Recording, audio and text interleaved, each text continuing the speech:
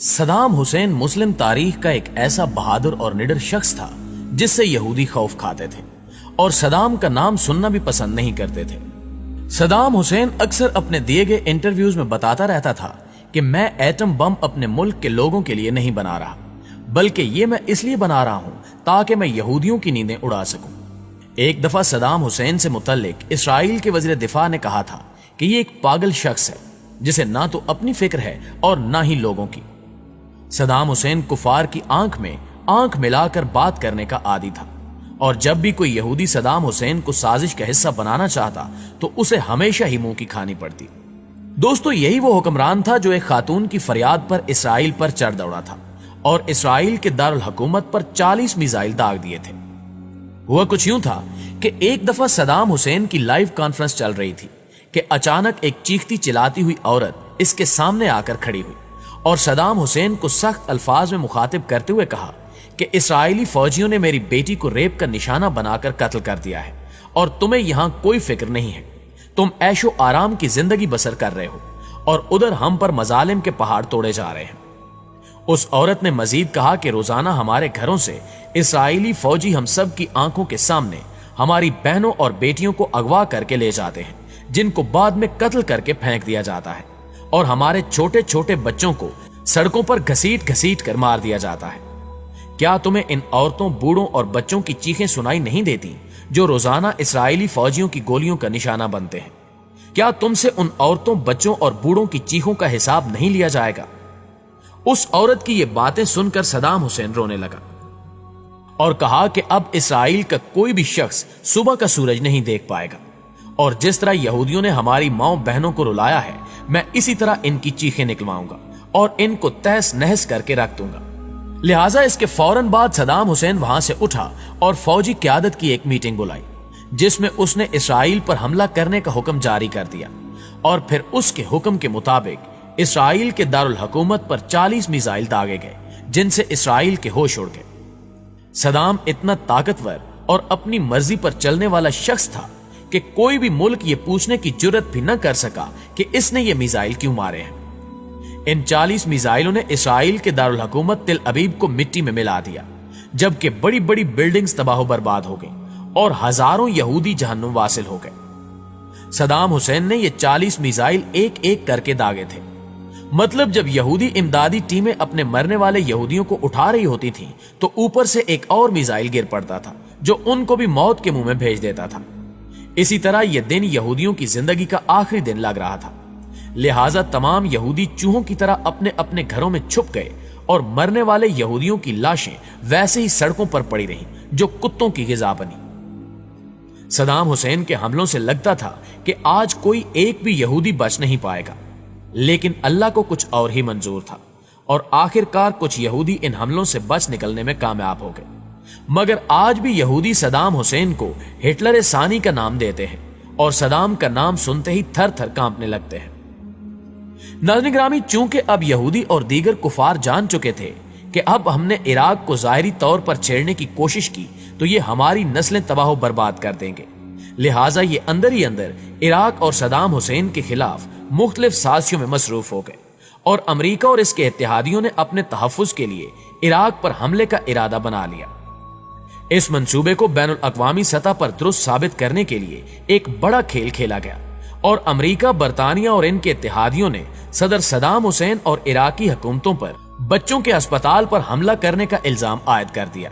جس کو ثابت کرنے کے لیے عالمی میڈیا کے بڑے بڑے اداروں کو اربوں ڈالرز کھلائے گئے اور دن رات پراپوگنڈے کی ویڈیوز چلوائی گئیں، اور پھر جب بین الاقوامی سطح پر امریکہ یہ بیانیاں پھیلانے میں کامیاب ہو گیا کہ عراقی حکومت جنگی جرائم میں ملوث ہے، تو اس بات کو اور بچوں کے اسپتال پر حملے کے جواز بنا کر اس نے آپریشن ڈیزرٹ سٹارم کے نام سے عراق پر جنگ مسلط کر دی، اور حملہ کرنے کے بعد اپنے اس اقدام کو درست ثابت کرنے کے لیے امریکہ اور اس کے اتحادی مسلسل یہ بات دہراتے رہے کہ عراق کے پاس وسیع پیمانے پر تباہی پھیلانے والے ہتھیار ہیں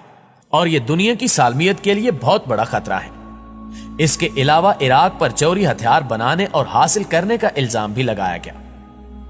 فروری 2003 میں امریکہ اور اس کے اتحادیوں نے عراق پر دوسرا حملہ کیا اور عراق پر قبضہ کر لیا۔ लेकिन अपने किसी भी इल्जाम को साबित करने में नाकाम रहे। अलबत्ता अमेरिका और इसके इत्तेहादी खित्ते में अपने मुफादात को तहफ्फुज फराहम करने में कामयाब हो गए। उस कब्जे के बाद 14 दिसंबर 2003 में सदाम हुसैन गिरफ्तार हुआ, जिसके बाद उस पर 148 अफराद के कत्ल का इल्जाम लगाकर मुकदमा बनाया गया और इराक में अमेरिका के जेर असर अदालत में सदाम हुसैन के मुकदमे की समाअत का आगाज हुआ, जहां सदाम हुसैन ने उस अदालत को एक अमेरिकी कब्जे का हथियार करार दिया। उस मुकदमे के जज ने जब अमेरिकी सरकार की मर्जी का फैसला देने से इनकार किया तो उस जज को मुल्जिम से हमदर्दी रखने के इल्जाम में बरतरफ कर दिया गया और एक नया जज आ गया, जिसने मुकदमे के आखिरी मराहिल की समाअत की, जबकि इस तमाम तर अदालती कार्रवाई के दौरान सदाम हुसैन अमेरिकी तहवील में रहा और मुकदमे की समाअत के दौरान सदाम हुसैन के 3 वकीलों को भी कत्ल किया गया, जिस पर सदाम हुसैन ने भूख हड़ताल की। लेकिन इसके बावजूद सदाम हुसैन को आजाद ट्रायल का हक नहीं दिया गया और अदालत ने अमेरिका की ईमा पर सदाम हुसैन को फांसी की सजा सुना दी।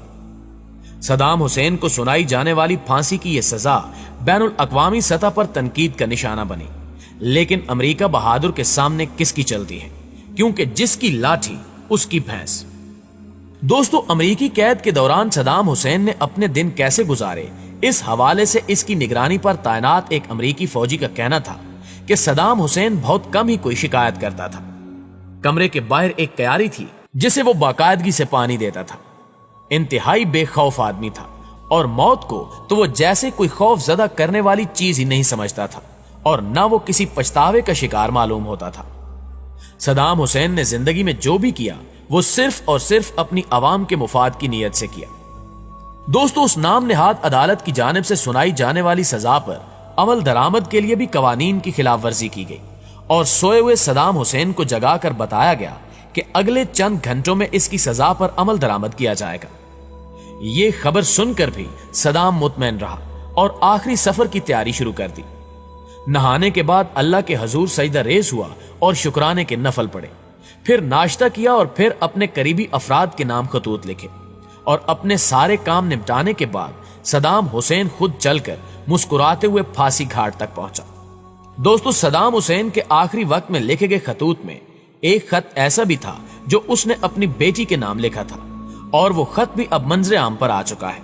प्यारे दोस्तों, अमेरिका की जानिब से किए जाने वाले इस कत्ल के ऐनी शाहिदीन का कहना है कि ऐसा मालूम हो रहा था कि जैसे सदाम हुसैन को मौत का खौफ छू कर भी नहीं गुजरा। 3 नकाबपोश जिलादों ने उसके गिर्द घेरा डाल लिया और तब सुबह 5:30 बजे का वक्त था। बगदाद शहर में आजान गूंज रही थी और अंदर तख्तेदार पर सदाम हुसैन अमेरिका के खिलाफ अजान हक और नारे तकबीर बुलंद कर रहा था। इतने में कोई तख्तादार का लीवर खींच देता है और फिर कज़ा की आंखों में आंखें डालने वाला सदाम हुसैन अपनी अगली मंजिल की जानिब चढ़ पड़ता है। दोस्तों, सदाम हुसैन तो अमेरिका के हाथों मारा गया, लेकिन इसके बाद इराकी अवाम की बदबख्ती का दौर शुरू हुआ और आज भी इराक पर किसी न किसी सूरत अमेरिका का कब्जा है और वो इराक की सरजमीन और लोगों को इस्तेमाल करके दूसरे इस्लामी ममालिक के खिलाफ कार्रवाइयां कर रहा है। यहां एक बात याद रखने वाली यह भी है कि कुफार किसी भी सूरत मुसलमानों के दोस्त नहीं हो सकते और ये कुरान पाक का सीधा साधा ऐलान है। जी तो मुअज़्ज़िज़ दोस्तों, ये थी हमारी आज की वीडियो। हमें हमेशा की तरह आज भी उम्मीद है कि आज की वीडियो आपको बेहद पसंद आई होगी। इंशाल्लाह आपसे मुलाकात होती है अगली वीडियो में। तब तक अपना और अपने प्यारों का ढेर सारा ख्याल रखिए। अल्लाह निगहबान।